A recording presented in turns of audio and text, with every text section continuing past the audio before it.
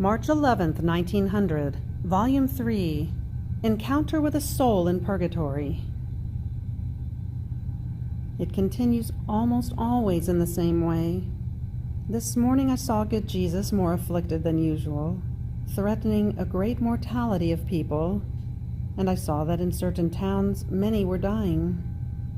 Then I passed by Purgatory, and as I recognized a late friend of mine, I questioned her about various things regarding my state, especially whether my state is will of God, and whether it is true that it is Jesus who comes, or the devil.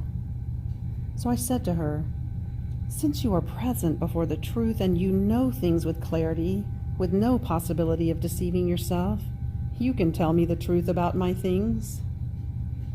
And she said to me, "Do not fear, your state is will of God, and Jesus loves you very much. This is why he is pleased to manifest himself to you." And I, proposing some of my doubts to her, prayed her to be so kind as to see before the light of truth whether they were true or false, and to do me the charity to come and let me know. And if she did that, as recompense I would have a mass celebrated in her suffrage. And she added, "If the Lord wants it, because we are so immersed in God that we cannot even flutter our eyelashes if we do not have his concourse. We dwell in God just like a person who dwelled in another body, who can think, speak, look, work, walk, insofar as it is allowed to him by that body which surrounds him on the outside. In fact, for us it is not like for you, who exercise your free volition, your own will. For us every will has ceased. Our will is only the will of God. From it we live, in it we find all our contentment, and it forms all our good and our glory." And as she was showing an unspeakable contentment for this will of God, we separated. March 11th, 1928, Volume 23, Difference between Jesus and the Virgin. How the whole hidden life of Jesus in Nazareth was the recall of the kingdom of the divine will upon earth. How the human will is the font of good or of evil. I was thinking about what was the difference that passed between the Holy Virgin and my lovable Jesus, since in both of them the divine volition had its life, its full dominion, its kingdom. And my sweet Jesus, moving in my interior, told me, "My daughter, between myself and the celestial Queen, one was the will that animated us, one the life. However, between her and me passed this difference. Between a house that is such that the sun enters into it from all sides, in a way that the light invests it, dominates it, and there is not one part of this house in which the light does not act as queen, and therefore it is prey to the light, receives always light, and grows under the influence of the light. And another house that possesses the sphere of the sun within itself, therefore it does not receive the source of the light from outside, but possesses it inside. Is there not difference between one and the other?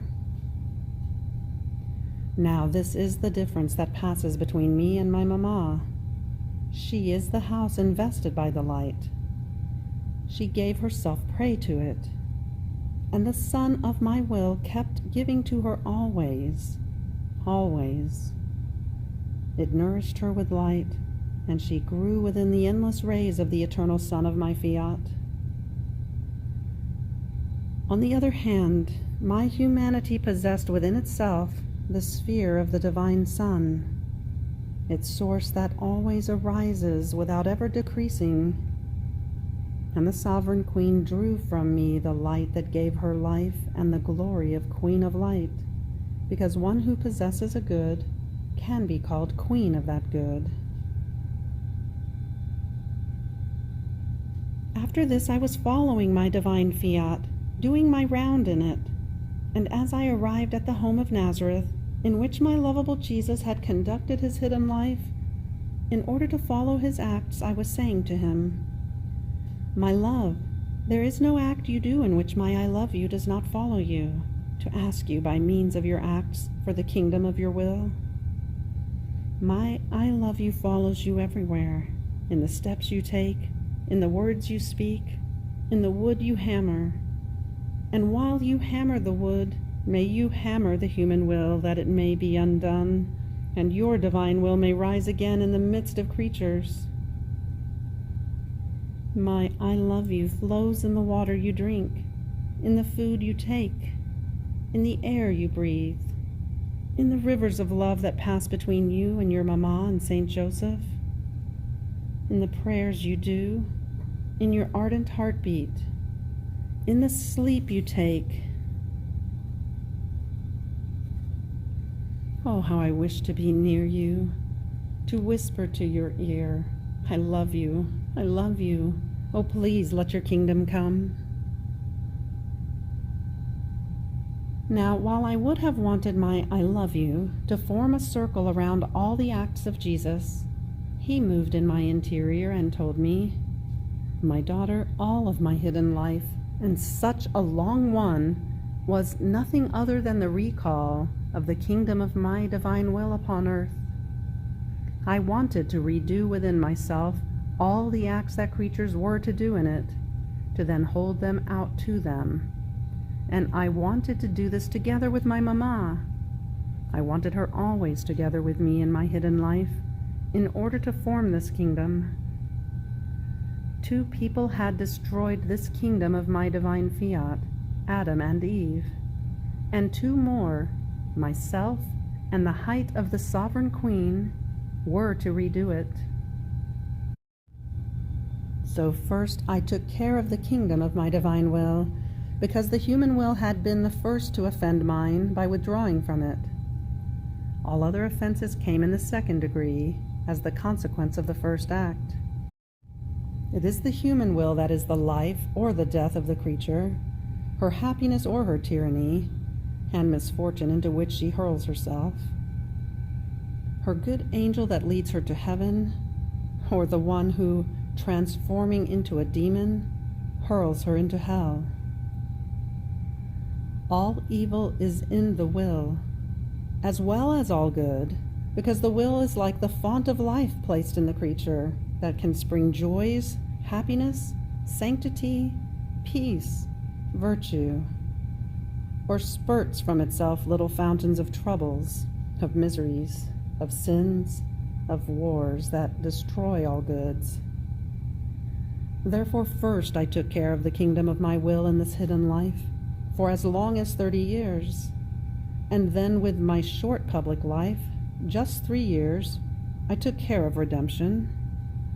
And while informing the kingdom of my divine Fiat, I had the celestial Mama always near me.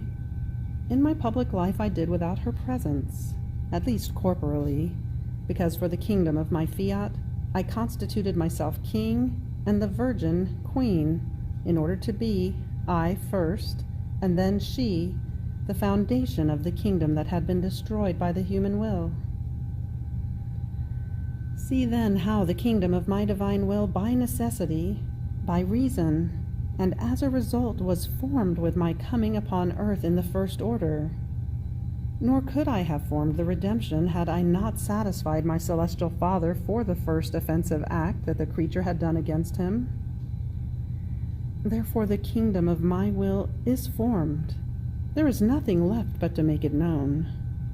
And this is why I do nothing but follow with you and hold out to you my acts that I did in order to form it, accompanying your acts, so that the foundation of mine may flow in them. I am on guard so that your will may have no life, and so that mine may be free. In sum, I am acting as with a second mother of mine, recalling all the acts done together with a virgin, in order to deposit them in you. Therefore be attentive to follow my will in everything. May everything be for the glory of God and for the fulfillment of his most holy will. March 11th, 1934, Volume 33. how one who does not live in the divine will places it in solitude and reduces it to silence. One who is the temple of God. The divine will, temple of the soul. The little host. Sign in order to know if one lives in the divine will. It seems to me I hear the continuous echo of the divine fiat that thunders in my soul, that with its invincible power calls my little acts into its acts to make of them one alone. And it seems it delights itself with its creature. It does not feel alone. It has someone to tell its joys and its sorrows. In sum, it does not feel itself either in solitude nor reduced to silence. On the other hand, for one who does not live in the divine volition, it feels the weight of solitude, and if it wants to speak and entrust its secrets, it is not understood, because she lacks the light of its will that makes her understand its celestial language. And oh, how sorrowful it remains by it, because while it is all voice and all word, yet it does not have someone to say one of them to. Oh, adorable will, make me always live in you, so that it would break your solitude and give you the field to let you speak. But while my mind was lost in the vast horizons of the divine fiat, my sweet Jesus, repeating his little visit, all goodness told me, my little daughter of my volition, it is really true that one who does not live in our will places it in solitude and reduces it to silence. You must know that every creature is a new and distinct labor that we had of doing, and therefore new things of saying. If he does not live in our volition, we feel that the creature is far from us, because his will is not in ours. Therefore, set aside by him, we feel ourselves alone, impeded in our labor, and if we would want to speak, it is as if we would want to speak to the deaf, to the mute. Therefore, one who does not live in our volition is our cross. He impedes our step. He binds our arms. He knocks down our most beautiful works. And I, who am the Word, am reduced to silence. Now you must know that the soul in grace is the temple of God. However, when the soul lives in our will, God makes himself the temple of the soul. And oh, the great difference between the creature, temple of God, and God, temple of the soul. The first is a temple exposed to dangers, to enemies, subject to passions.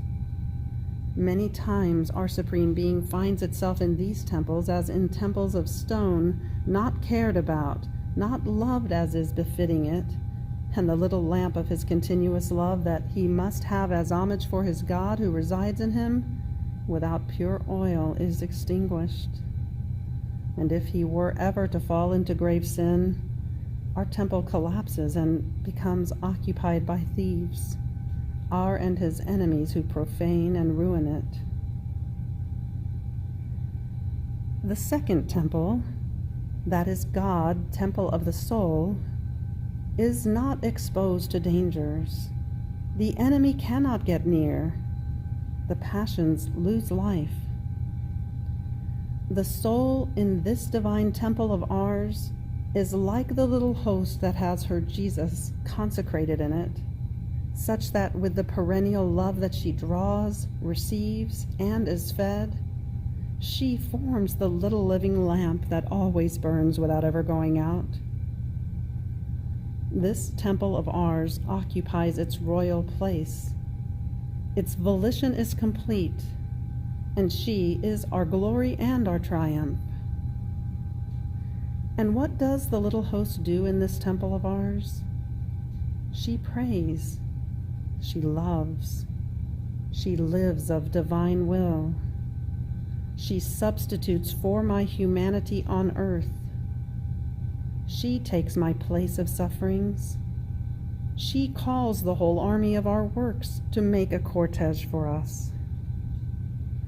She holds creation and redemption as hers, and acts as commander over them. And now she places them as army around us in the act of prayer, of adoration, now as army in the act of loving us and glorifying us.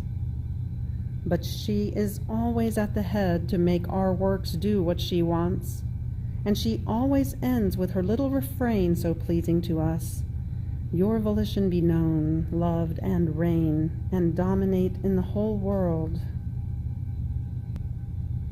In fact, all the anxieties, the sighs, the interests, the solicitudes, the prayers of this little host who lives in our divine temple are that our fiat embrace everyone, set aside all the evils of the creatures, and with its omnipotent breath make itself a place in the hearts of everyone in order to make itself life of every creature.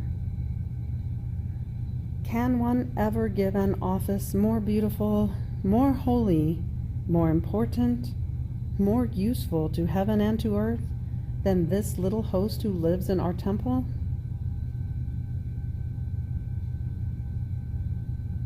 In addition to this, our love, our power make all the displays, all the industries, all the stratagems with one who lives in our will.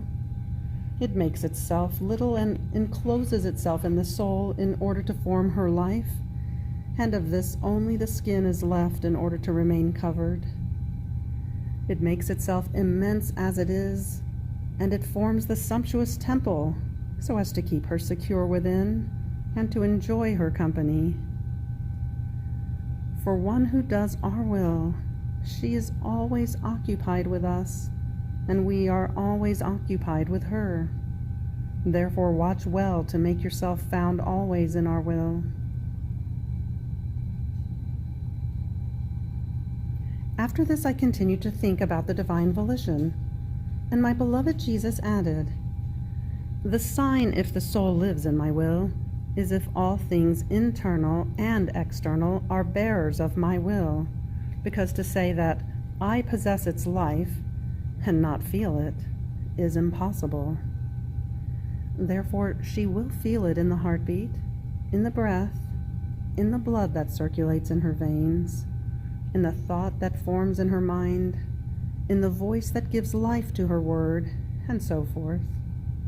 So the internal act echoing the external makes my will found in the air that she breathes, in the water that she drinks, in the food that she takes, in the sun that gives her light and heat. In sum, the internal and external give each other a hand and form so many acts in order to form the life of my will in them. One act alone does not form life, but continuous and repeated acts form life. Then, in my will everything is present, as in the act of doing everything that was done by us, and the creature in it enters into the power of our present acts, and she does what we do. She remains invested by our creative strength, by our love that always rises. She understands that it is really for her that he does everything, and oh, how she loves and wants to do everything for her Creator. On the other hand, outside of our fiat, what we have done are seen as past things, done for everyone, but not for her alone. So love does not awaken her. It sleeps. It remains as in lethargy, and they think of it as a love far away, not an act. Therefore there is such difference between one who lives in my will and one who lives outside of it, that there is no comparison that holds up. And therefore be attentive and thank me for the great good that I have made you, of letting you know what it means to live in my volition. End of March 11th. Fiat.